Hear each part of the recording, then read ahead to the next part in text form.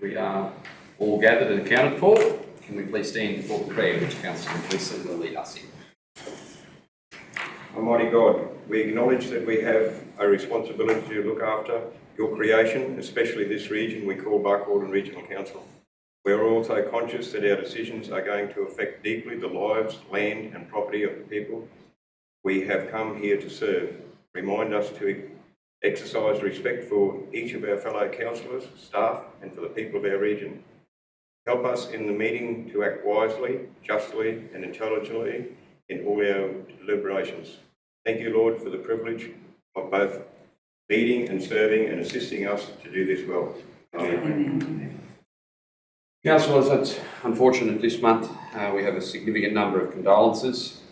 Mr John Jungles Patrick Guttridge, formerly of Alpha, Mrs Beverly Ray of Muttaburra, Mr William Wilson of Aramac, Mrs Helen Ruth O'Sullivan of Barcaldine, Mr Leslie Kelly Finch of Barcaldine, and Mr Serge Palazzari of Barcaldine. Are there any others?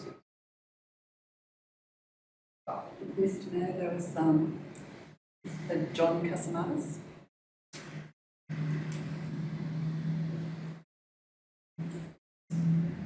It's John. That's Casamatas, formerly of Muttaburra. To ask us to observe a moment's silence.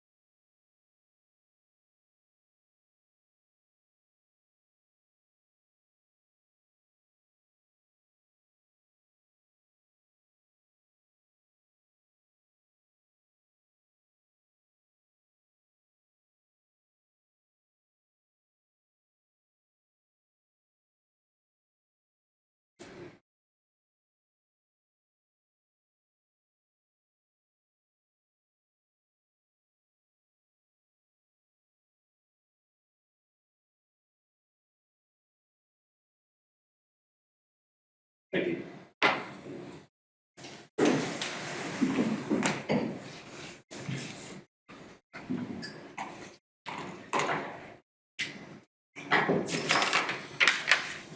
All staff are present and council is present, so there'll be no apologies. Take this opportunity to acknowledge the traditional owners of the land on which we meet and that of the entire Barcaldine Regional Council and their elders, both past, present, emerging. I call, please, for councillors to declare their prescribed conflict of interest. Councillor Peoples. Mr Mayor, I have a prescribed conflict of interest in 3.4.2, which is the same as past meetings, which is the project report. I have a DCLI as my business has supplied material to the rec park, and this is named in this report, and I will leave the room while council discusses this item. Thank you. Is there no more? No, Mr Mayor, not that I know. Councillor Gleeson. I don't believe so. Councillor Hanson. I believe so, Mr Mayor. Councillor. Mine's declarable. So described. No, sorry, I've given you the wrong still. Councillors, it's in your hands what you declare, but Yeah. I would have. Sorry, it is prescribed. I would have expected that. Sorry, I did clarify that I was a close associate, but then I did say to Councillor Hanson that it was prescribed. I misspoke. This links slightly, Mr Mayor. Yeah, I do have a prescribed conflict of interest in 3.5.2, the wet dry plant hire, due to my son being a contractor. I will leave the rest. Councillor Hanson. Mr. Mayor, I apologise, I thought that was a declarable. I have a prescribed conflict of interest as my son-in-law and daughter have their names on the wet and dry tender hire on 3.5.2.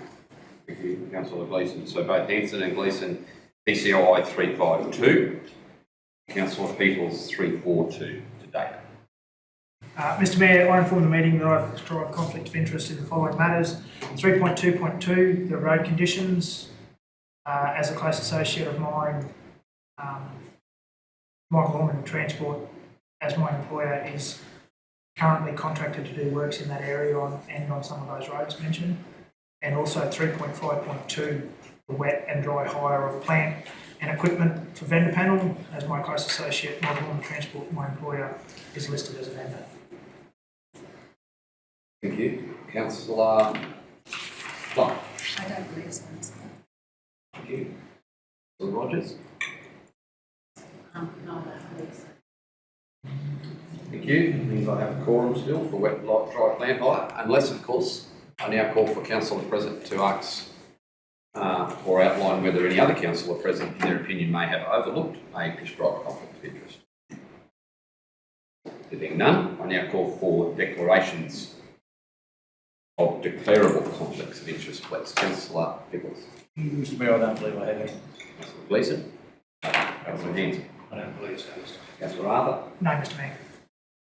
Councillor Plum. I don't believe so, Mr. Mayor. Councillor Rogers. Are we going to get Mr. a Mayor. clean board? No, we're not. I inform the meeting that I've got a declarable conflict of interest in 3.4.2 That's project previously report declared. as previously declared, and because of the sculpture trail, so I would wish to stay in the room receiving the report, but I acknowledge that the other councillors must determine that pursuant to section 150.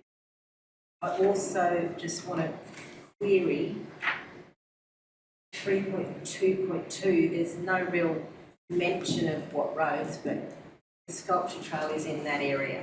So is that a terrible conflict of interest or? Dealing with the two questions, one, councillors would have to resolve to do something different to that which they have already resolved. So just dealing with the first query, councillors already resolved previously that the declarable conflict of interest in goal 342 is not of a sufficient standard to ask Councillor Rogers to leave the room. Does any councillor present wish to, who does not have a conflict of interest in that agenda item, wish to change their previous stance on this? There being none, to deal with the resolution that you're referring to at 322, which is mine, yes, I do intend to talk about the sculpture trail. So in the interest of, well, I'm actually not going to talk about the sculpture trail, I'm going to talk about the Jericho-Aramac Road, which is colloquially known as the sculpture trail, so where an element of that is, so it would probably be good for the procedure if you declared that at this time. So I'll also declare a conflict of interest in 3.2.2 road report.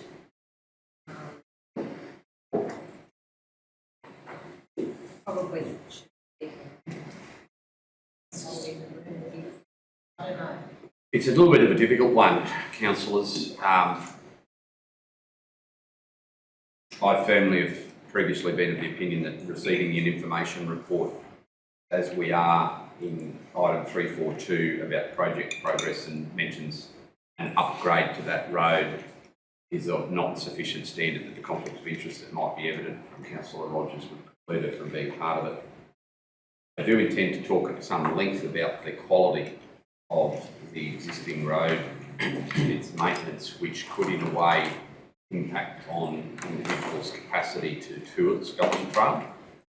And if Councillor Rogers perceived that, or if any other member of the room or the public perceived that in restricting or preventing access to that trail, the Jericho-Aramac Road, would prove negative for her business, then there could be a very slight, I stress slight, perception of a conflict of interest, and it may well be in Councillor Rogers' best interest to leave, but I'm really stretching the absolute outer limit of conflict of interest there, but in the interest of full disclosure, that's where I'm going to go with that resolution very short. Yeah, I think I'll leave it just to err on the same side. I'll leave the room for that one. Councillor Rogers is declaring a declarable COI in agenda item 322 and intends to deal with this by leaving the room for discussion and vote on that resolution.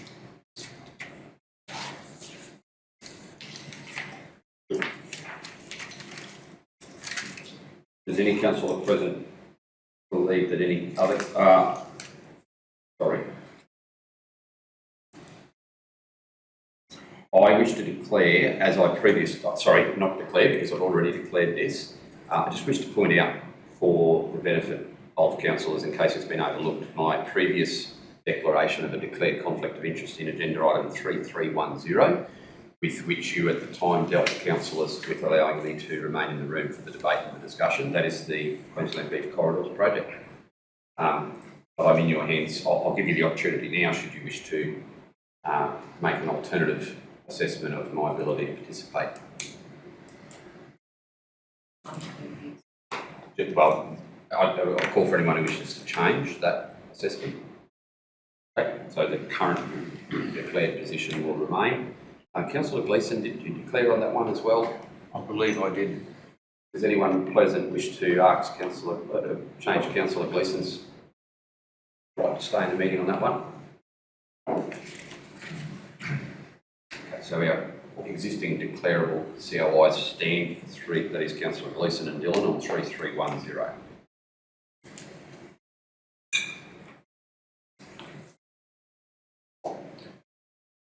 Okay. We're getting very, very good at this, councillors. Thank you. We are getting a bit of practice out of that, Mr Mayor. We are very well practiced. It's like a good net session every month for us. And for those who think we should be good at our jobs, the problem, why I draw attention to the fact that we're getting good at it, is the rules on this keep changing that often, that staying abreast of it is a full-time job. We don't have a full-time protocol officer, so I commend officers and councillors for your diligence in this respect. Councillor Gleeson. Mr Mayor, there's such, we talk about it all the time, it's such grey areas, isn't it? Because like with the beef, there's no, I don't believe that, and we discussed it before, there is no financial gain whatsoever for me or you to be part, be in or out. I don't believe there is any financial gain whatsoever for Councillor Rogers being or out on the, when we're discussing about the quality of the road, we're not discussing about the Artistic endeavour of the artistic area up there. I agree, Councillor Gleeson. Unfortunately, they don't let people like you and I make the rules. We just do what they tell us. I need a series of resolutions now regarding the last two meetings, please, councillors. So can I have a resolution, please, to receive the general meeting minutes from the 15th of September 21. Councillor Hanson, Councillor Peoples. Those in favour? 7-0. Any alterations to those minutes? There's a change there, councillor. People's pointed out that I had moved and seconded councillor Hanson in that resolution there. Yep. So, and it was actually seconded by councillor Rogers. So that's. We're just amending resolution 280. That is seconded by councillor Rogers instead of, as was originally received, councillor Hanson. Are there any other amendments or alterations? I have a mover to move those minutes be confirmed with the stated amendment. Councillor Arthur, seconded councillor Plum. Those in favour? 7-0. Can I please have a mover to move to receive the minutes of 27th September, the special meeting? Councillor Plum, seconded councillor Hanson. Those in favour? 7-0. Any errors, alterations or omissions? Having none, can I have somebody please move that we confirm the 27th September minutes? Councillor Plum, seconded. Councillor Rogers, those in favour? Carried, 7-0. Officers, councils, do you have petitions of any nature?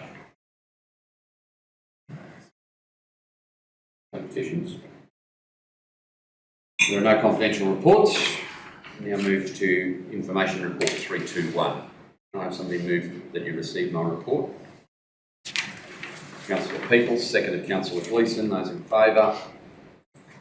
Carried. 7-0. To add to this, councillors, I attended a workshop yesterday hosted by LGAQ outlining renewable energy zones in Queensland and their style and function, and nothing to really report, nothing of note for a council that's been at the coalface of res as we have. It's basically just outlining that instead of the traditional energy generation model where there's a limited number of larger capacity generators feeding into a grid and then the grid disseminating to users, the renewable energy zone concept in Queensland is to have a hybrid mix of generation assets feeding into a local consumer model as well as backfeeding into the grid and resourcing the ability for consumers to provide energy to the grid. So that is a ridiculously simplistic way of summarising what they are, but that is effectively what a RES is, and that's the Queensland Government's definition of a RES, renewable energy zone. So if in passing, effectively that's what the meeting yesterday was designed to educate local governments on how a RES functions, how the energy utilisation and generation capacity within Queensland will change over the next 10 to 30 years. And they realistically are talking a pretty long period of time for most of these RESs to get off the ground. Now that's not to be confused with the RES locally, because there's some slight differences between the size of our RES and the generation capacity of the RESs that are pitched for areas around Gladstone and Townsville, where there's substantially larger generation assets required to power projects of significantly larger scale and size than is the case here. So therefore there are bigger dollars required to invest.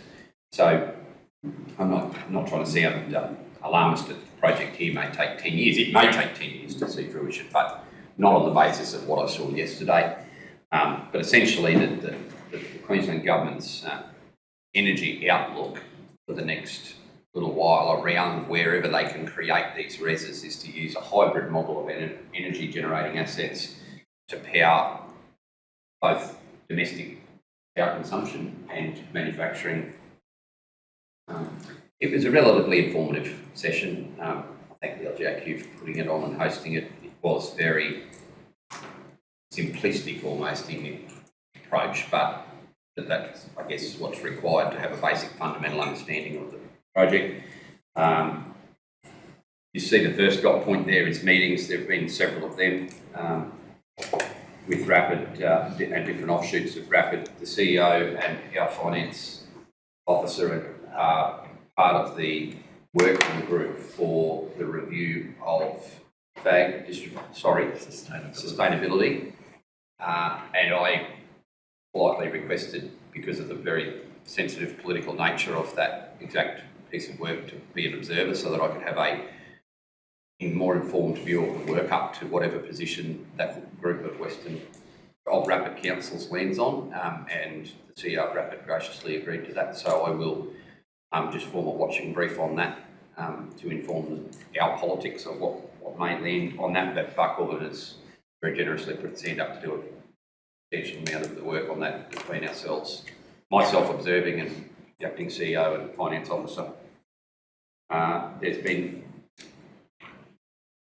separate meetings with the Department of Water, including, as is listed further down, with the Director General regarding water availability for both the community of Barcaldine and the project itself, that is the renewable energy zone and industrial hub. They've been largely led by Sunshot, given their very exact demand for water. However, we've ensured that we've kept our foot in the door so that from a town expansion point of view, we're not left behind in the conversation regarding additional water allocation for the community of Barcaldine. We're quite substantially pushing on the fact that there is a strategic water reserve for communities that we believe Barcaldine should have access to in the event of our town capacity expanding. There is some reluctance around that on the basis of our proximity, or the aquifers that we draw water from, its proximity to the springs.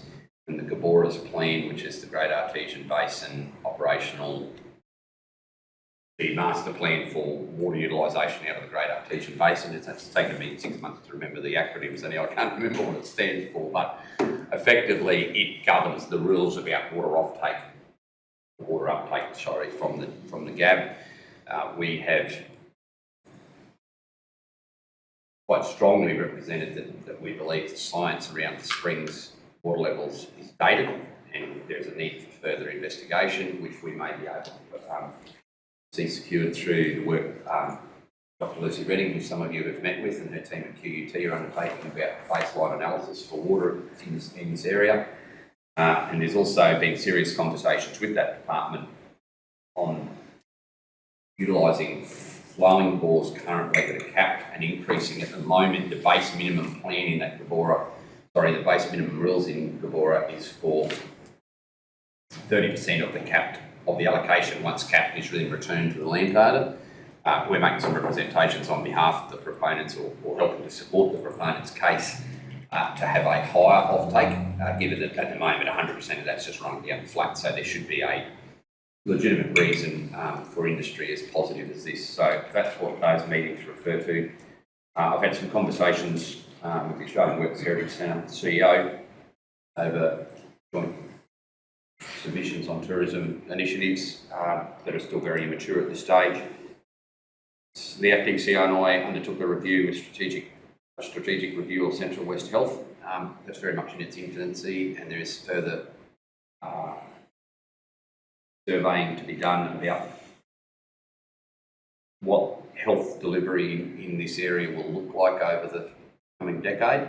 That there was some very good questions, and we spent an hour going through the challenges that we see in the space of health and how, I guess, the overriding thing was 2 points to come out of it: the linking of health planning to economic development planning. So as the region expands, there needs to be a greater role for health and greater visibility for health services, just like there should be for other state government agencies. And some of them are very good at it. Obviously, the Department of Transport and Main Roads are very good at staying hand in glove with growing economic development through SARA. However, education and health are quite removed from that process. So the feedback we provided was that they probably need to have more enhanced awareness in that space.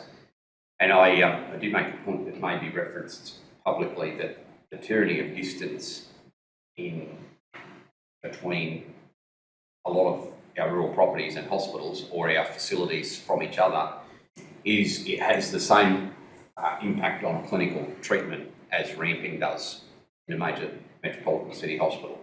So just because we don't go to Code Yellow and we're ramping, the time it takes to physically transfer patients or for a patient to even present at a facility can have a very similar effect to that of ramping that we see. So I think that allocation of resources on a statewide basis shouldn't it needs to be very carefully monitored that it doesn't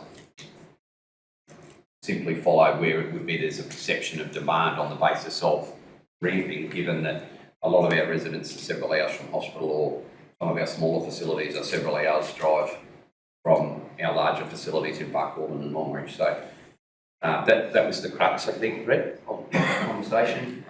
We look forward to continuing to work with Central West Health. Interrupt me if you want to give me any questions. I'm just giving you a rundown here.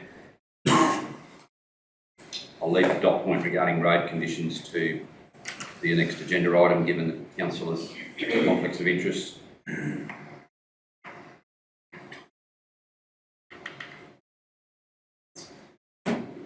My attendance at the Elder Olympics was very brief. It was over lunch.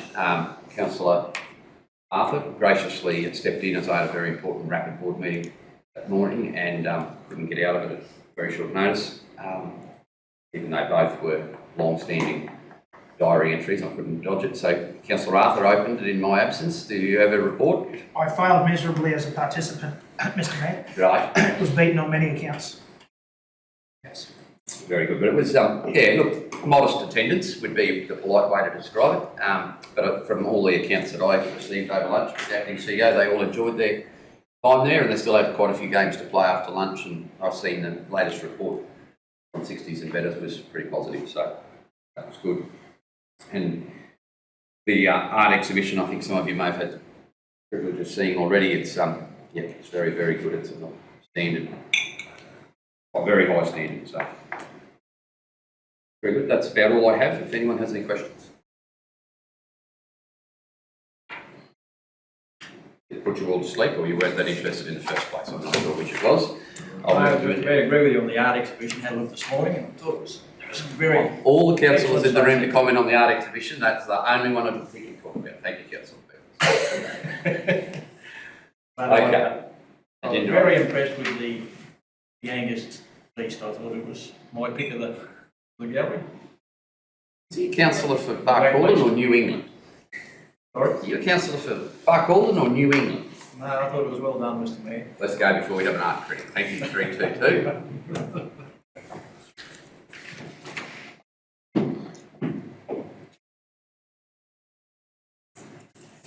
Councillors, I intend to move this resolution, but before I do, it's very important to give the record and the room and councillors some background as to why councillors should have all received correspondence from two pieces of correspondence, but from a number of landowners and road users in the area that this resolution refers to around Aramac and Maryborough. Subsequent to that was an additional piece of correspondence that I received regarding Bowen Downs, Maryborough, that I don't believe other councillors would have access or would have been forwarded, but it related to an accident on that road approximately a month ago.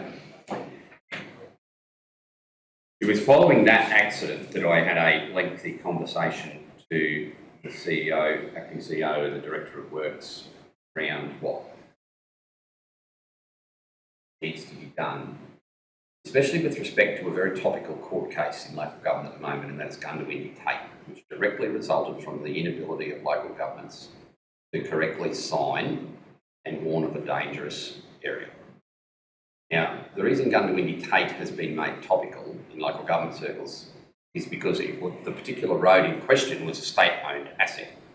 So the local government believes that they should have been indemnified, and indeed it is my position as well, that the local government should have been indemnified by the state, the actual owner of the asset and the chief person responsible in many cases for that road for any legal claims that are raised. Well, unfortunately, the courts, right through to the High Court of Australia, deemed otherwise, that it was purely the responsibility of the local government.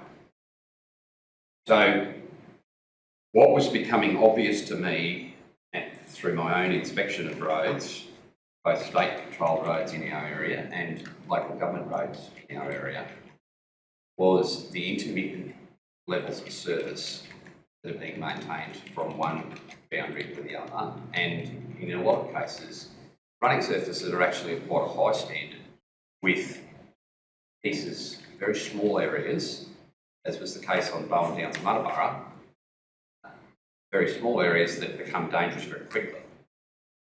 And with no signage, those roads are actually, in my opinion, my personal opinion, substantially more dangerous than a road that's corrugated and pothole from one end to the other. Because there's a false sense of security rests on a driver's shoulders when they've been driving on a road for 25, 30 kilometres without a pothole or a loose bit of dirt, predominantly consistent construction. So they are perhaps driving faster than they need to be driving when they then hit a loose bit of gravel or a patch of bull dust with a really sharp pothole, which then can result in quite serious, if not tragic, accidents. Now, the CEO and the Director of Works both advised me that they very clearly communicated my concerns around road inspection criteria and appropriate signage on roads, especially higher order roads or state-controlled roads. I also spoke to both officers about the condition of Maryborough-Hewenden, which is a state-controlled road, a road that had had a contract let to be maintained several months in advance of the work actually commencing. So they officers could definitely conveyed my concerns, and I believe that my concerns were in line with council policy and direction around levels of service and road safety. So it was in that light, councillors, that I then received the correspondence last week, which you all received. I then drove from Jericho to Aramac via Texas Road. That's, for those who aren't familiar with that, Texas Road leaves the Jericho-Aramac Road and rejoins it approximately 60 kilometres after it leaves it. That road had just been restored following a flood damage claim by a contractor and was of a high standard, Texas Road, as was the first few kilometres after I rejoined Jericho-Aramac Road. However, when I fell into the area, and I mean fell into the area, that was administered by a different, was overseeing the maintenance out of a different depot, it was like dropping off the face of the earth. The road conditions were woeful, atrocious. Severe corrugation, dangerous potholing on blind bends, zero signage other than the permanently in place signage on the jumper, which indicate speed restrictions and sharp bend arrows, both initially to the right when heading west and then to the left when you're around the first bend. Zero signage about roads. There are pieces of concrete that were designed to be the edge hold washouts together, smack bang in the middle of the road surface. People driving on the table grains on both sides to avoid severe, very sharp, inverted drains.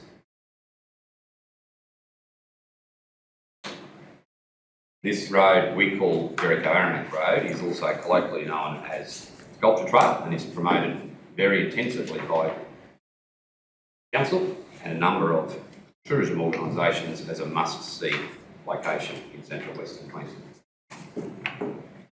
On reaching Aramac, and still very concerned about the state of that road, I then noted the concerns of one of the correspondents around Stagmount Road.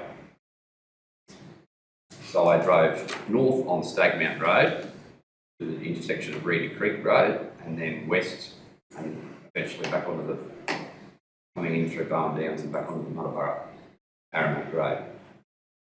What I saw on Stagmount Road, whilst the road condition was perhaps not as dangerous there as it was on Jericho-Aramac Road, was gravel that had clearly been carted, as the correspondent told us 13 months ago, because there was wattle trees 2'6" growing out of the top of the piles of gravel where it hadn't been washed away.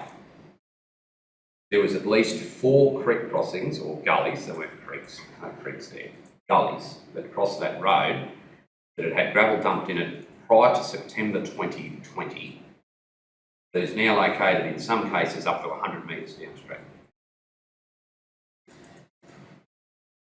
So Council spent considerable resources and time in stockpiling resheeting material for flood damaged roads to restore the asset. They then spent considerable time and resources in carting that material to the site of where it was required and then did nothing. Repeat, nothing. So we've signalled to our road users that there is a damaged asset.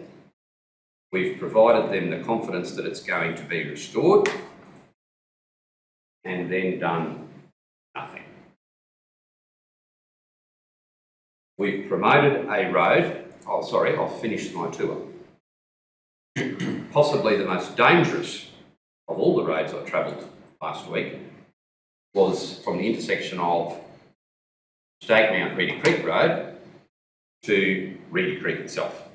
Now that's a very short distance, but the road is in quite considerably ordinary condition there as well. Well, that was not reported to me, but I detected that myself. Now, these are all my personal opinions. I'm not a road engineer, but I do have the misfortunate pleasure of having driven on gravel roads for more than 20 years, so I think I've got some understanding of what a safe gravel road is as opposed to one that's in dangerous condition.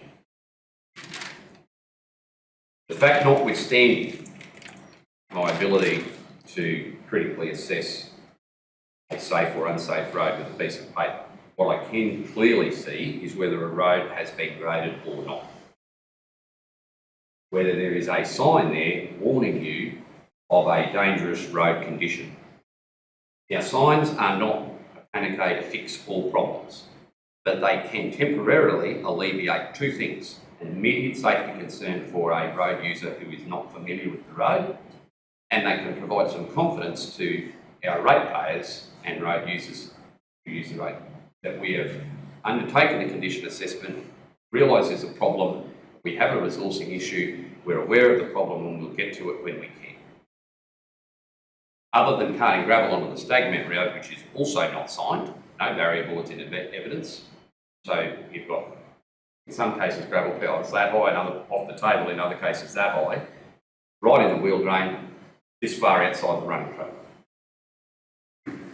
So we've provided an obstacle in that case, and I just cannot see, and nor can those people who live in that community, see how we are maintaining the asset and giving them any confidence in our ability to provide them with safe access to their communities.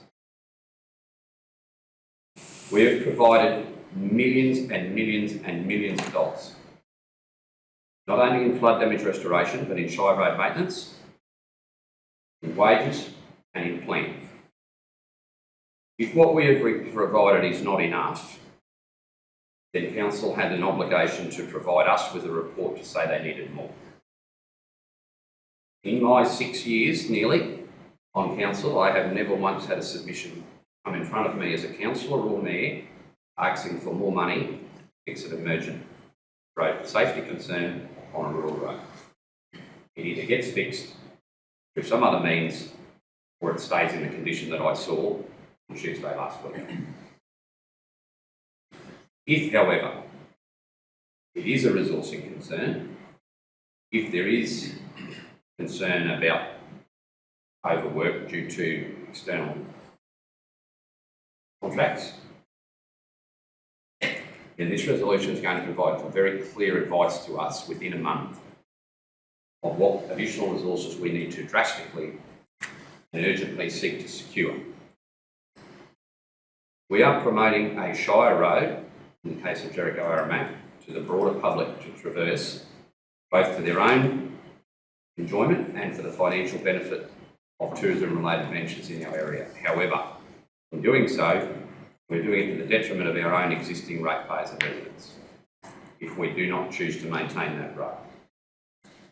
The flood damage reconstruction for that road was issued and was expected to be completed prior to the end of the last financial year. It still hasn't started.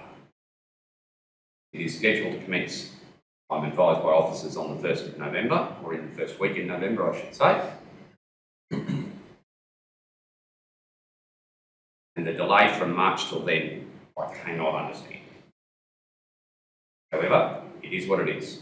We can't restore a time frame that perhaps was altered for very good reason.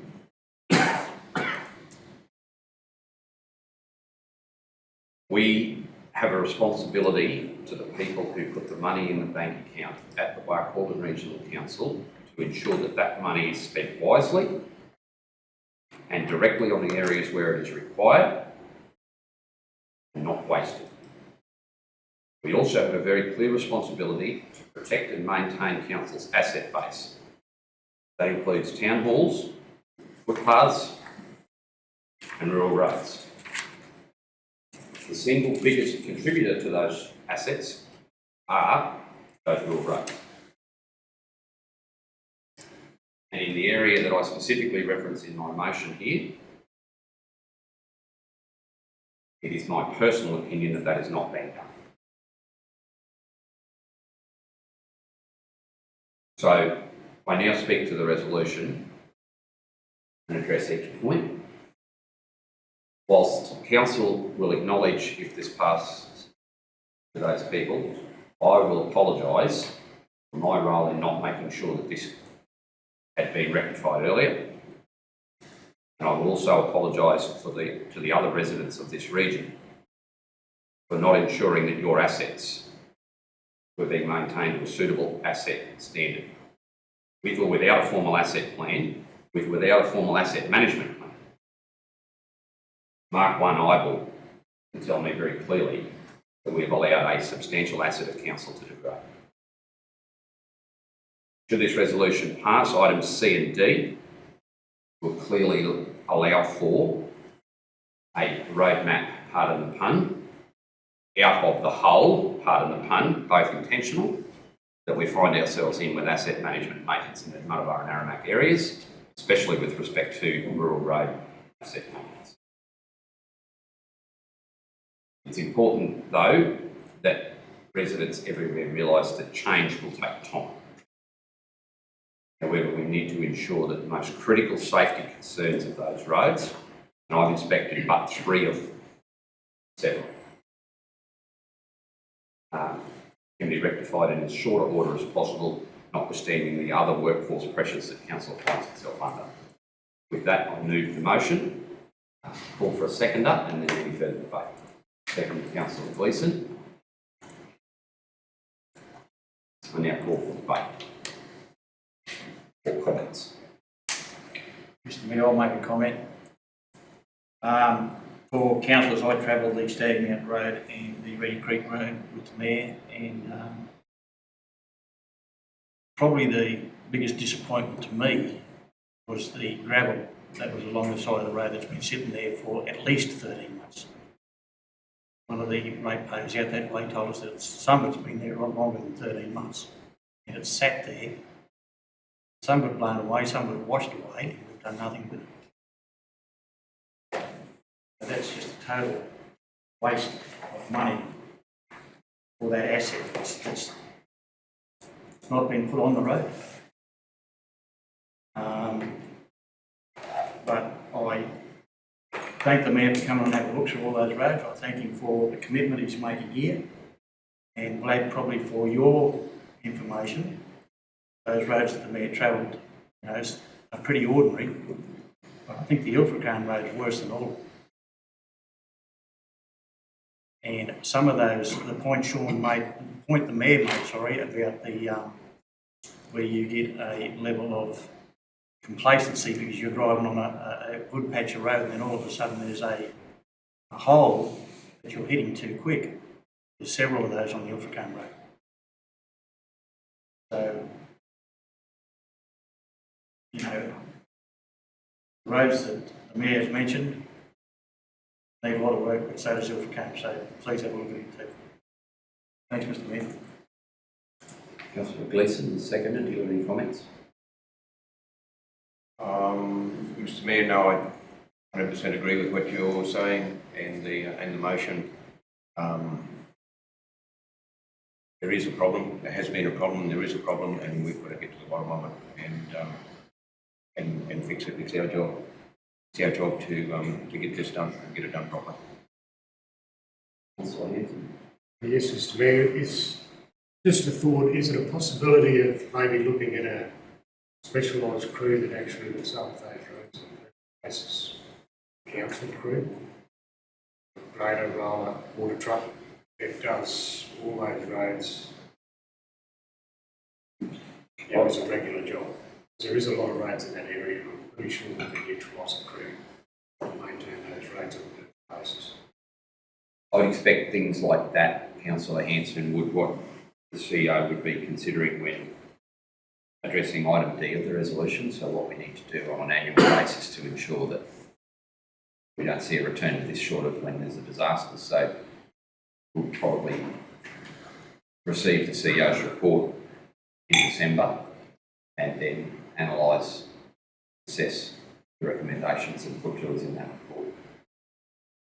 Noting your advice there, we'll wait and see and collectively hold that thought until we see how the CEO, once an investigation is completed into the A, the standards, and then B, what reparation will be needed initially and then ongoing. Councillor Plum. Yes, Mr Mayor, I believe that, same as Councillor Gleeson, that we need to fix this, we need to get on top of it. And with Councillor Hanson saying that we need a crew there, by having a crew there, we still need someone just above them to make sure everything's overseen on these roads and done. So, you know,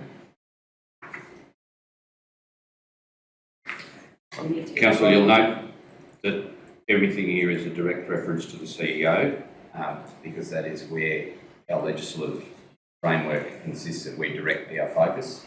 So, I'm aware that there are a number of people who will have to contribute to the CEO's report here, but Council only has the ability to work with the CEO. So, any further comment, Councillor Gleeson? I'm not sure whether I'm out of line or not, but a few years ago, there was and this went on for a long, long time. There was a contractor over in that area that did a quick run around the roads, just a quick run around the roads early in the year, every year, and then later on did a full formation grade right around all those roads, twice a year.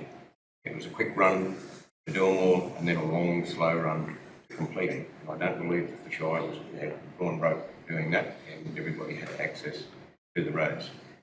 And the contractors were doing the extreme out way, and the council were doing the close.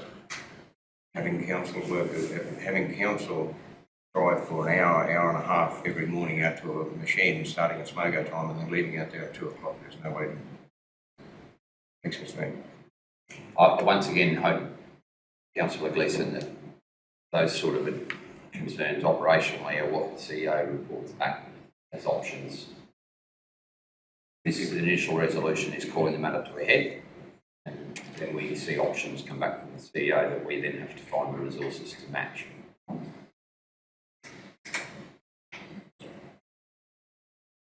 I won't close the debate without offering the CEO and the Director of Works a chance to comment if they choose to.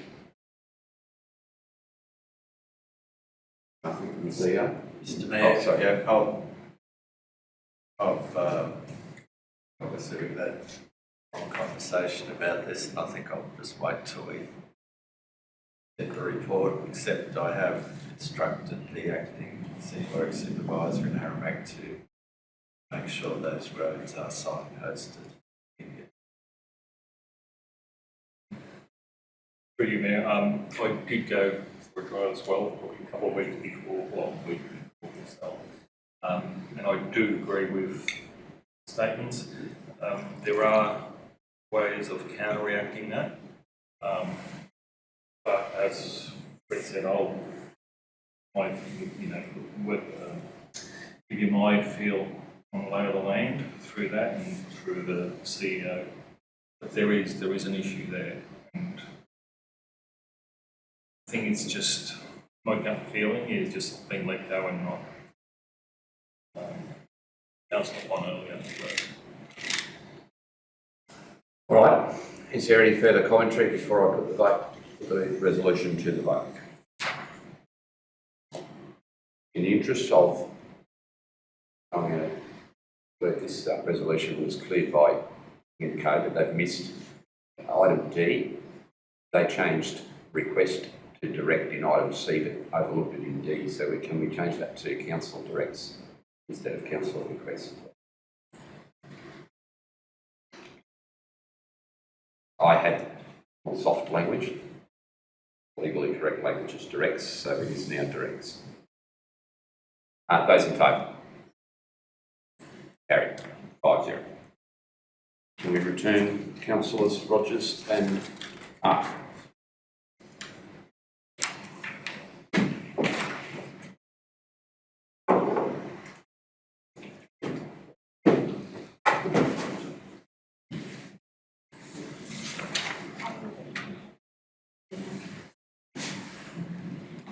Can somebody please move that we receive the Acting Chief Executive Officer's report?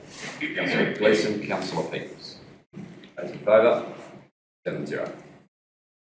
Brett, would you like to lead us through anything here before we go to questions?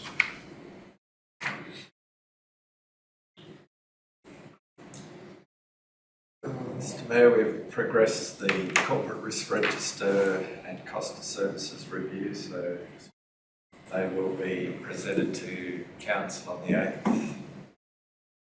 8th of November. At the workshop, that's the day before the general meeting.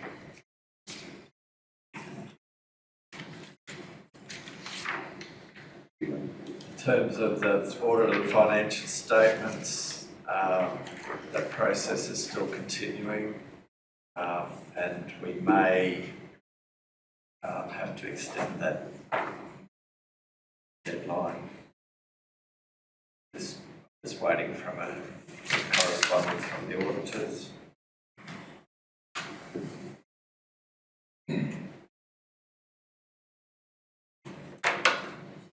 We have CASA arriving today to do an audit of the Markham airports, and I'll be here till Thursday. It'll be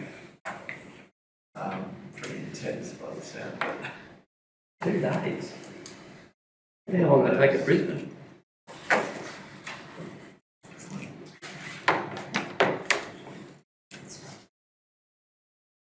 What's the cost? The Barcon Rec Park, so that eastern bank's been lowered. That job's completed. Just have to finalise the clubhouse and start making arrangements for an opening date on that facility.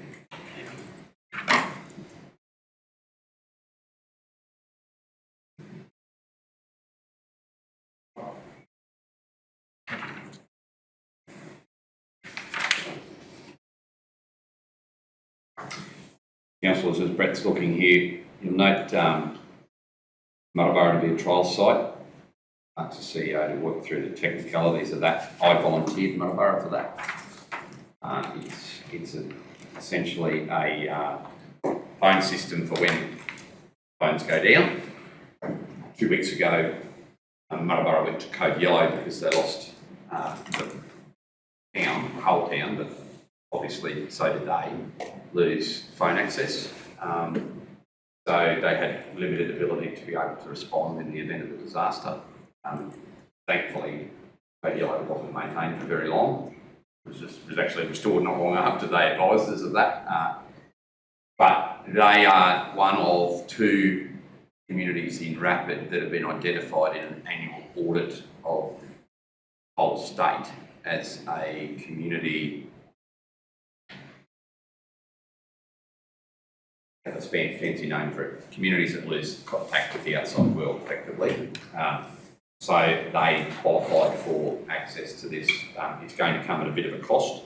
The CEO can lead us through how that works, but effectively it will provide constant access for the MPHS and the residents that reside within the town for access to Triple O. It's still no good to anyone on the property outside of town who relies on 3G/4G for their phone connectivity, but if you're in the community, you will have the ability to go to the MPHS's phones in a publicly accessible area to dial 000 or for the MPHS to use it to seek outside help if they have an inpatient scenario that requires evacuation. So I recommend you through the costing methodology, but it's not that expensive. It's it was $7,000. We share the cost with emergency services, and so council's contribution won't be that great. However, we have Get Ready funding that's available. Spoken to QRA, and they're happy to put that funding towards our contribution. So really it won't cost council. So some of our Get Ready funding is for that. The other thing they did raise at that meeting was these local road permits when roads are closed. The main road's going to trial Barcaldine area. definitely here though. Yeah. So definitely here a seasonal permit. So at the start of the wet season, local graziers can Parliament. Local road users, I should say, can apply for a permit which lasts the whole wet season. So it enables them to drive on the road when the road's closed. So, Brett, does that give them permission to go through water higher than their point two? No one ever gets that without police sign off. This allows you to go around a road closed sign to a property that may be before the point where the road's closed, because TMR protocol is to close the road as close to the nearest town as possible to prevent stranded motorists. But there's obviously always a number of people, in a lot of cases, who have access. Torrens Creek's a perfect example, to properties that they don't have to go, they've got to go around the sign but not around the flood, not through floodwater. So people will be able to, and you've got to issue currently, it's a bit of an involved process and the permits are for a very short duration. They're trialling here saying from first event, there's a permit that's valid for this wet season, and that way then the water will go down and come back up again in 3 weeks when it rains. They'll still have a valid permit to go and deliver the mail or go to and from hospital. Or I know we've got to go and see the police now, but, you know, really the point two level with water, by the law can stop groceries getting into Aramac and Munnaburra because there's point two of water across them. That's correct. That's statewide. That's ridiculous, but it really is point two. It's ankle deep. It's a debatable point. This is not for that though. This is for the people who legitimately can go home without crossing floodwater. There's but two ways of looking at the permit system. But as for crossing water, evidence would show us there are more clowns on the roads today than was the case 30 years ago. The amount of extractions we've got, even right here between here and Longridge, people getting lost off 0.3, 0.4, shouldn't be there. So, currently not up for debate. The 0.2 is a statewide interpretation of their assets. And emergency services are pretty unified behind that.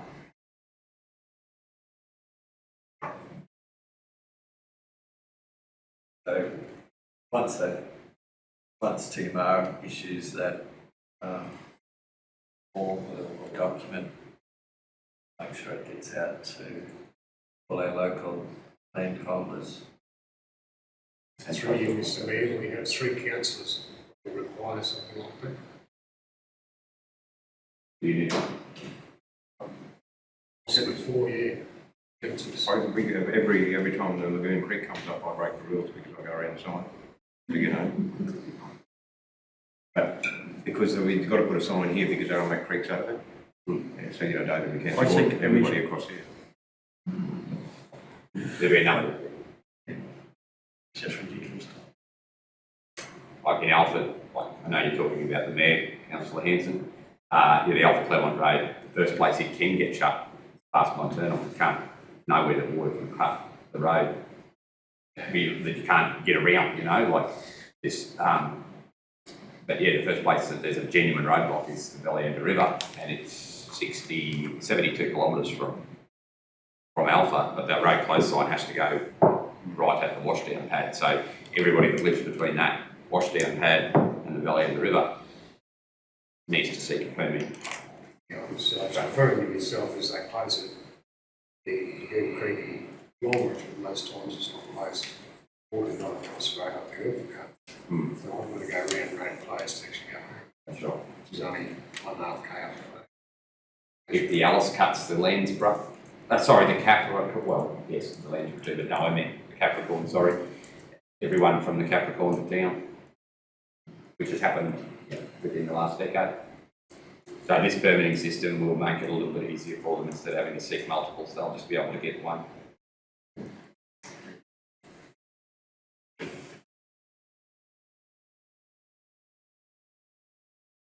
Three more? Who do they get that off, Mr. Mayor? TMR, I think. Guns. Or the police. We'll have the paperwork. We'll have a link on the website where people can go to fill out the form. It might be worthwhile putting something in the Gazette about that being available. You think? Yes.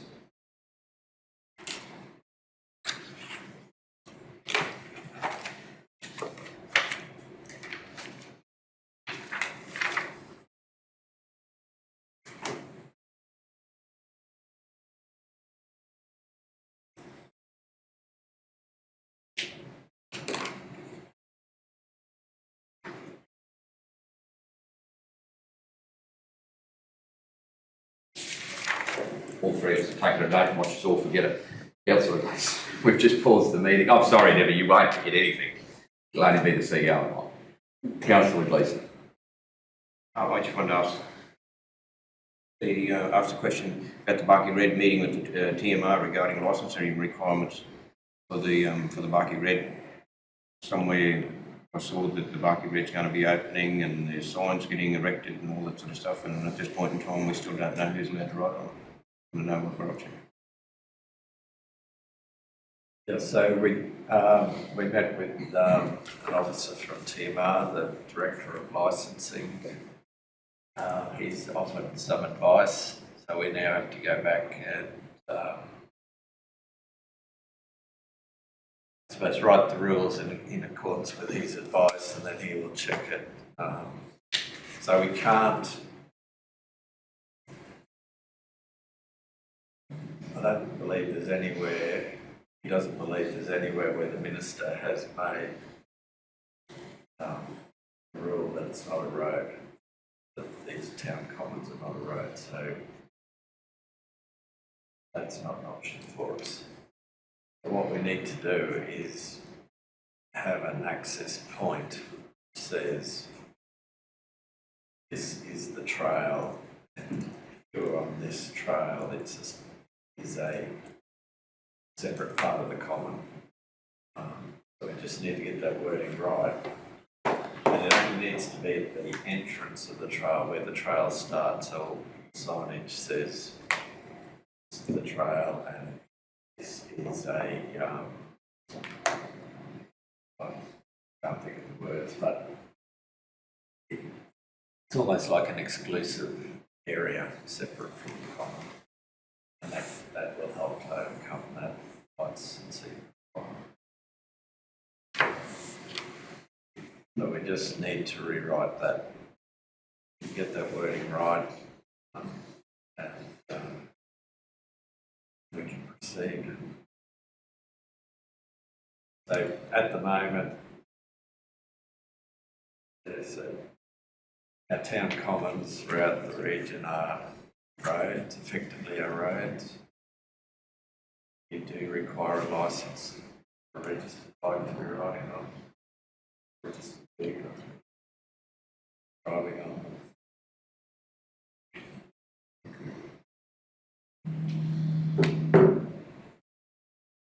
Councillor Plum. Brett, do you have an update on the wastefield landfill area with regards to our garbage truck and things? I believe it broke down again. So where are you with that? So PIC preparing the tender documents for us for the waste collection. They want accurate bin numbers, so we're doing an audit this week of the number of bins. So someone is actually following the garbage truck around counting how many bins. That poor unfortunate soul. Don't anyone tell anyone who that is, because that poor bugger will be the butt of every joke for the next 10 years. What a job. And once that's done, I believe, lad, they'll be right to go. The truck driver couldn't do it, could he? Well, the contractor could be, no, you wouldn't want them to, because they could be potentially a contractor. Through you, Mayor, there are a few issues there in relation to pickups, because we have got pickups that are within town, and then we've got shops that get picked up 3 times a week. Some shops get twice in certain areas. So there are all these things that need to be taken into consideration. So, and we need exact numbers, or as exact as we can get it, because once the contract goes out, they'll come out once, and then and we need to cover these issues, especially when we've got things happening in the park, whether it was a muster or anything like that, we still need to be able to pick those bins up the day after, or make sure that we take that into consideration as well. So it's a little bit tedious, but we'll get there. So, could there possibly be an update on that in the Gazette? So there's a bit of talk around town about it, about the contract and all the rest of it. Just people are It's a bit hard to update much there, councillor, because we haven't really decided that we're going to go contract because we haven't seen what the prices are yet. Yeah. We're still, like, the process is we're trying to get, and I appreciate, sort of rush this out, but I appreciate the work the Director's work is doing here to make sure that we compile the most accurate tender documents possible, because the experience of other councils that I'm part of that group called WARMAC with is get this wrong, and those waste companies are very good at getting you wrong when it comes to honouring tender documents, and honouring contracts that are very regimented in what their collections are, and then anything that falls outside that becomes a variation that's usually subject to a very substantial increase in cost or a lower service delivery. So we're still trying to compile the data to go to the market to test whether we want to go to contract or not, because we don't know what that price is. We may come back, the price may come back sufficient that councillors in their budget deliberations say, no, we'll go and buy a new $500,000 truck and pay someone to drive up and down, and that could. Council's still got all those options on the table until we see what the contract comes back to us at. And an update on opening the new facility. Is there any more? So there's not a formal opening date, but there will be an entire table dedicated to the new facility at the Community Information Forums in November. Thank you. Specifically a table here, I should say, and it'll be information about it will be available in the other communities if there's a backordered person who happens to be at them, but we'll focus, that will be a focus table. We've received what we will be looking to do at a future meeting and operationally is advise around access to recycling. We've received some bad press, but B, some actual direct, genuine inquiry from people who'd like to reuse some items out of the dump, out of the waste management facility. Now we've got the formal, we're very aware of formally at the moment, you can't take anything from the facility without the permission of council. But as we move to a new facility, and then it comes with its new risks, but also its new opportunities, we may be able to work through over the next 12 or 18 months a way for people to. There might be an area that we can set aside at the dump for some, for example, a kitchen table that may be no use to somebody could go into an area that may be reusable or collected for the shop of opportunity, or, the opportunity to provide for an ad hoc recycling program. So that's very much a word of mouth direct from the Mayor here today. There hasn't been any workup done behind that, but the workup that has been done is to very clearly identify that the only way at the moment, the only things that can be legally removed from one of our waste management facilities is with the permission of council. Which, do we even have a process for? No. So we will seek to keep people informed. It's just as the final pieces come together, going too early means we might miss the opportunity to get the actual rules out there. We're still on track for pre-Christmas. We're very quiet there, Director of Works. Did you hear me? No, I didn't. Sorry, through you, Mayor. Yes, our last conversation with the bins was 7th of the 10th. They promised me that should be here this week sometime. So as far as I know, yes, the leachate is on its way as well. So as far as It's going back to the Barkey regulation of access was the term I was looking for. So we have to regulate the access. You have an access point with the signage. That's the only point that you access the Barkey Red trails.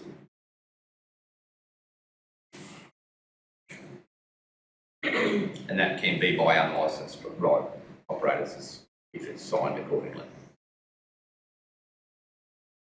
Potentially. Right. Just one other thing, I did want to mention the rapid relief team.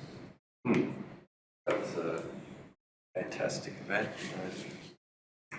Put on there, over at the Crotchy Pod. I know they visited 3 other communities as well. Not the rapid relief team. The Australian government's program run by so 2 different agencies. They supported rapid relief here, whereas they undertook the Muttaburra Aramac Alpha events on their own. But can I concur with the CEO? I, fortunately, because I was fighting a bushfire, couldn't attend the day here in Barcode, but I did attend the one the Commission ran in Muttaburra. And I got to talk to the guys from Rapid Relief here and have established some connections that in the event of, touch wood, not another drought, but a disaster of some scale, they are the exact type of operation that is perfect because they are entirely self-sufficient while supporting local business if the opportunity arises. So say we had a extreme flooding event impacting Alpha, we could see them come in when we're in the clean-up phase to help because they're not a drain on existing. The ongoing presence of managing NGOs or relief teams is you're introducing people into an area that's already devoid of resources. With what the Rapid Relief team does, they're very professional. They've got their own PR generation, their own trucks, their own mobility devices. They can have the ability to house themselves. They can bring the food with them. In the case of this one, they purchased everything locally, which was fantastic. Like they understand the need for local economic support as well as local physical and emotional support. Their contact within the various support agencies of government is extensive. They are definitely an asset for us in terms of connection. We've talked with Lester and Jenny. Jenny, you dealt with them as well. He was me, yes, and very good to deal with.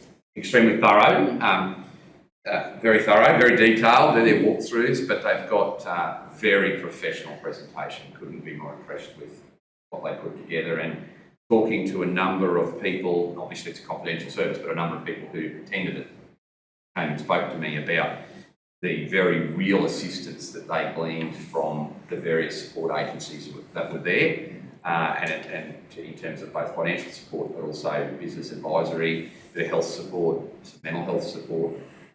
They certainly, Muttaburra people as well, not different to RRT, but the National Drought Commission, it's got a new name, it changes names all the time, but Shane Stone's agency, event in Muttaburra and Aramac and Alpha, is very similar to the Rural Recharge Day that Council run at Melbourne about 3 years ago.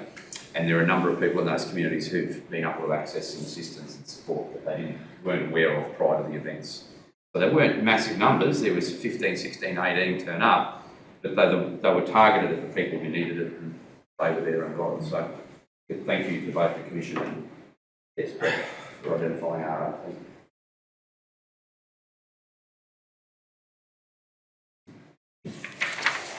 (332).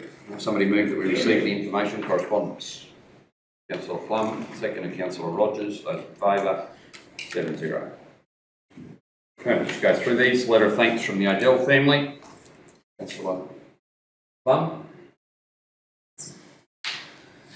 Should be thanked for your persistence as well. A bit more persistence to go on. To get it there, otherwise it may not have. But then there's going to be more. Councillor. You can't just take the thanks, can you? You've got to, but there'll be more. Like, it's like a Demtel ad. Thank you. A bit more. I'm showing my age now, I can even remember what Demtel was. Letter of gratitude from West Tech Committee or indirectly from a venue. Officers, I'm sure someone will pass it directly on to Mr. Rowlands. Excuse me, Mr. Mayor. Can you follow that up with an acknowledgement at all the staff day or something like that? Or we're not having all staff? I'm happy for the staff to deal with that, what they think is most appropriate. They may, however, Mr. Rowlands will receive that. You know, be embarrassed if he was called up on an all-staff day, but however you feel acknowledging that when we get a direct member of the public commenting on our staff, whatever you think is appropriate, Director of Work, sorry, I said District Manager, but whoever's the reporting officer there, pass that on, that'd be great, and deal with it appropriately. And the employees? Councillor Pumpkin is, speak up a bit, please. Just need to acknowledge it in the employees report or in the Gazette or... To you, Mr Mayor, that has been acknowledged in the employee bulletin that's gone out to all staff in the last edition, not the current one. So we did receive this a little while ago, so he has been acknowledged and had a copy of it.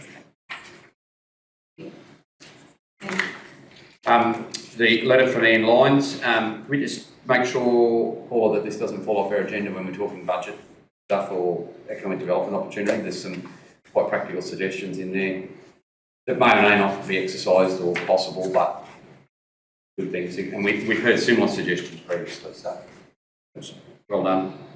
And I acknowledged, I'm pretty sure, Councillor, as I copied you into the response, I acknowledged Ms Lyons' correspondence and thanked her for that. Brett, any advice? Will there be potential future action on any of these items 4 or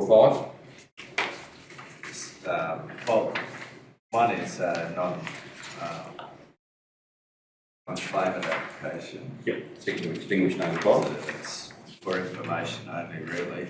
And And the second one is just an update on the Jenga people claim.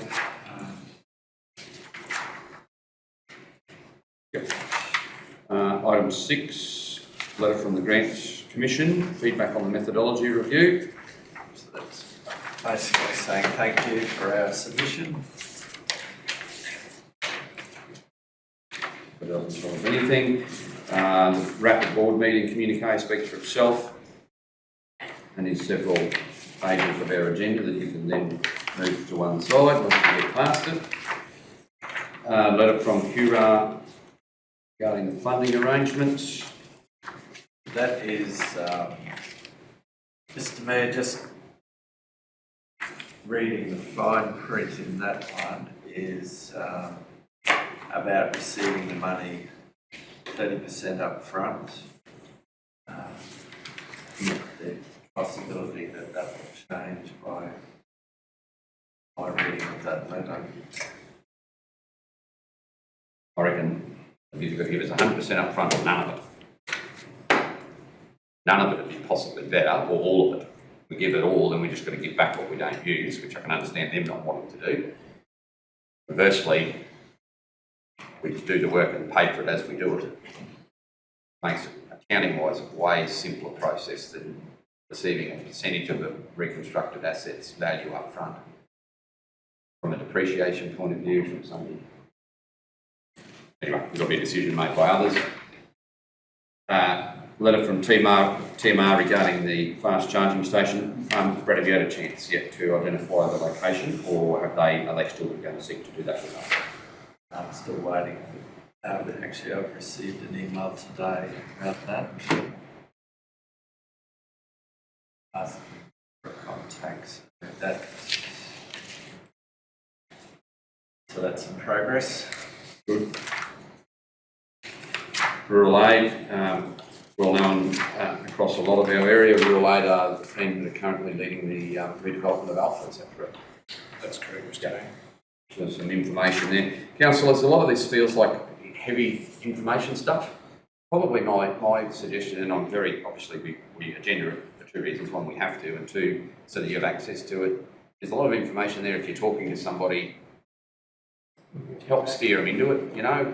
You've got it there now electronically as well as you print it out.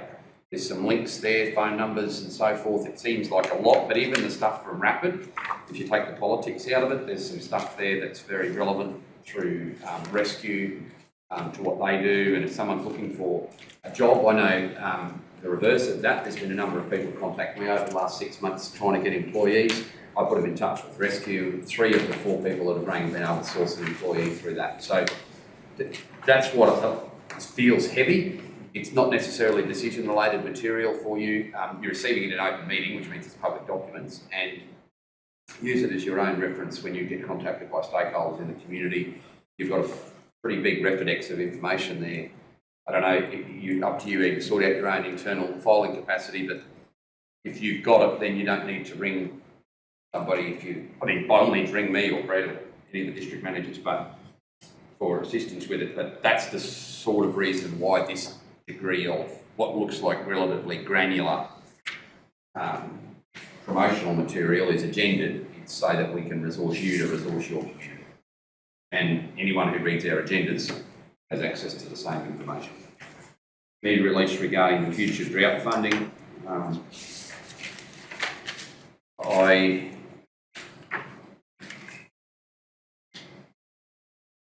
skip this one.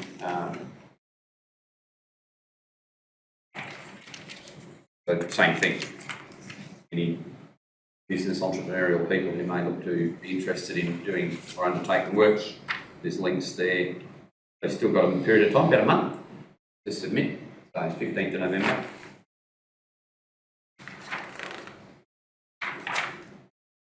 And then we have a series of correspondence regarding Warwick Park, which are now all public record.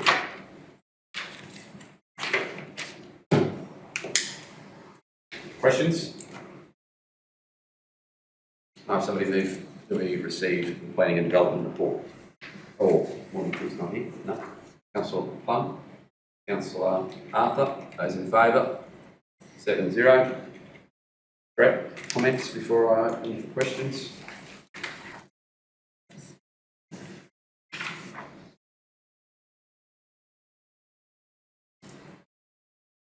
Questions, councillors? Oh, so Mr. Mayor, I will just add, in terms of our planning scheme, we had talked about cultural heritage and flood hazard assessments. State has come back now and added a query about Aramac and Jericho airstrips and which zone that they should be in. But they've asked that they be moved into the rural zone. We had them in the community facilities zone. The other one is with the... That's a really obscure, sorry to interrupt you, Brett. That's an obscure direction for them to want them to go, because generally, within our draft planning scheme, issues around future development are more relaxed, shall we say. There's significantly less impact accessible obligations. But they're effectively asking us to move airports into a easier to develop zone, whereas community facilities is not a zone at all. That's a statement of intent. So they would have actually underlined been either in a commercial or a... I'm fine with it, but they're asking us to de-escalate the level of planning oversight rather than, which is strange for an airport. Real planning's comments is it's related to vegetation. They want to make it harder for us to expand our airports. Can't clear vegetation as easily if it's whereas if it's in a commercially zoned area or in a town, there's virtually no regulatory environment. Councillors, let's take that on notice and consider that at a further planning workshop, because that effectively landlocks which airports again? Sorry. Aramac and Jericho. Which Aramac's got no vegetation to really be concerned about, but Jericho's heavily vegetated. It'll be the most vegetated airstrip of the lot. So that, I'll have some concerns about Jericho being removed. And the other one is with cultural heritage. They're advising we should advise there's 8 properties that are owned by individuals and non-government entities put on that list. But we should consult with them prior to placing on a heritage list.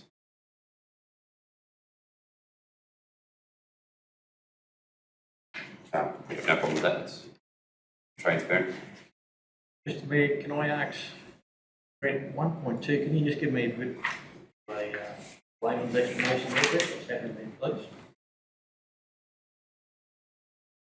That was, it was a rural property. Yep.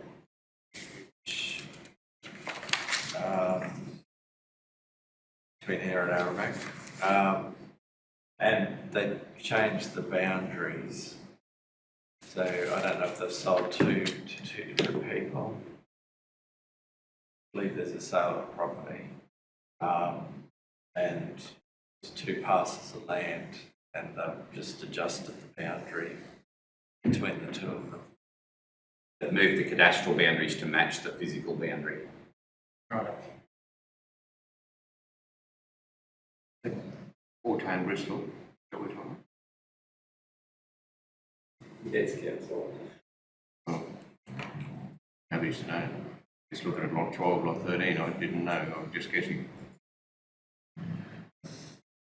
So really, it's a line on the map. But there was a whole process we had to go through. Thank you.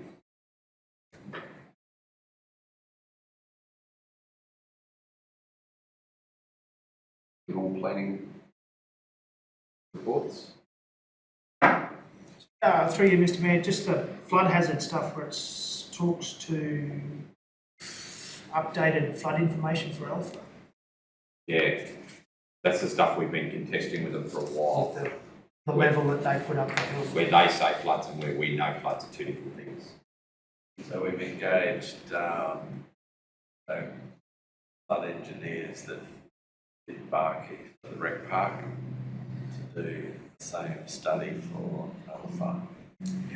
And that would, whatever the outcome of that, actually go into the plan. That will define the flood levels. They're totally different to, well, it wouldn't be expected to be totally different to what the department's saying. It's amazing that sort of thing, isn't it? Sorry. It's amazing that sort of thing to think that there's persons that were there when the flood was there and you could walk up and just put a peg on the ground and say, well, that's where the water was. Yeah, they've got the engineers or whoever has done it has gone up the hill by 50, 60, 70 metres further up the hill. Yeah, and see, part of the problem with that, councillor, is they do a lot of this stuff not through on-ground surveying. So there's nuances, and it's ridiculously accurate, LiDAR, surprisingly, for almost erratic passes they take. But the various types of aerial surveying they do is not to the millimetre, block by block, as specific as you or I walking along there driving a peg in on the day of the flood, and measuring it and drawing a line on it. Like, that's Mark 1 eyeball perfect. But yeah, that's why there's nuances that, and in the case of the floodwater reaching to where they are, they're actually not, because of, you know, the Alpha floodplain as well as anyone, it's not actually a significant amount of water, but it covers a lot more area and therefore definitely impacts on our planning scheme, given that we're being very prescriptive in our draft planning scheme on development in the flood zone. It's imperative that we get it right. And, you know, if we had a very liberal, laissez-faire approach to planning, whether it was in or out of the flood zone, we wouldn't really be worried about this. But I think that the view that council's formed in the development of the planning scheme is an accurate one. So, you know, forced development to be either flood mitigated if it's in the flood zone or preferably up out of the flood zone. The problem is, now we've got to make sure we get it right. That's going to cost us money, and I'm not even convinced that we could get 20 surveys to come in there. They won't get it to where you and I know that was in 1990 and 1972. And we're just going to have to work with the best we get. What we know is the state stuff is horribly inaccurate, just because it wasn't done from the ground, it was done from the air.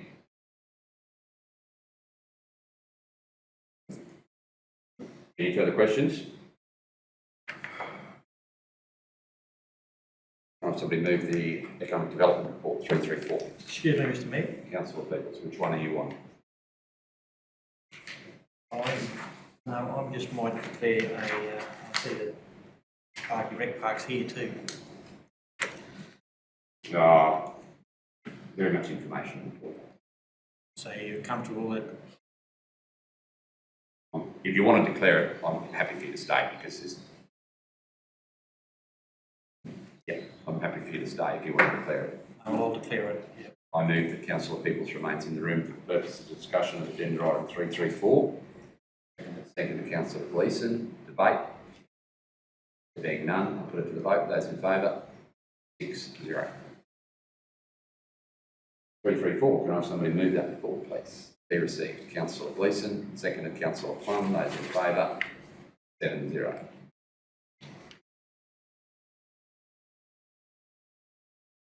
We've had some discussion around Barkey Red already.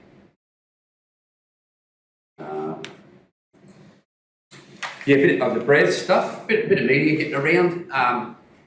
That's great. That keeps it all on everyone's radar. It's probably, in my opinion, still a little bit preemptive to think that it's imminent. I think there's still some significant approvals that will be required. Various elements of it. Clearly some potential businesses for it from the media reports and some of the briefing documents I've been given. Clearly they're primed, ready to go. They're existing businesses that operate. Is the whole concept across the line? Still a bit to be done. Still got a level of maturity to reach in the eyes of financiers and the state government, although the state's expressed very clear conditional support. Still a little bit of work to be done. So that's our one too, Mr. Mayor. There's a bit of work to be done before this project gets up and going. It's all looking very positive. Yeah. I see no reason to advise caution. I think it's positive. It's just a matter of working through these things are relatively complex businesses.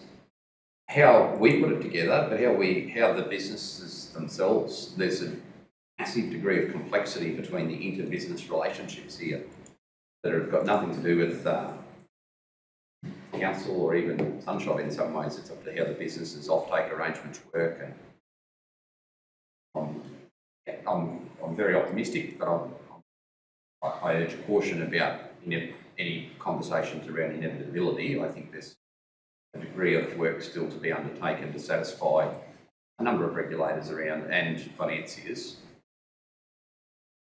Several of these businesses are seeking cumulative arcs of these businesses is hundreds and hundreds and hundreds of millions of dollars in funding. That sort of money isn't just lying around, even in a clean green economy world. That money's just not sitting there waiting to be taken. So there's a lot of ducks to get lined up at this point.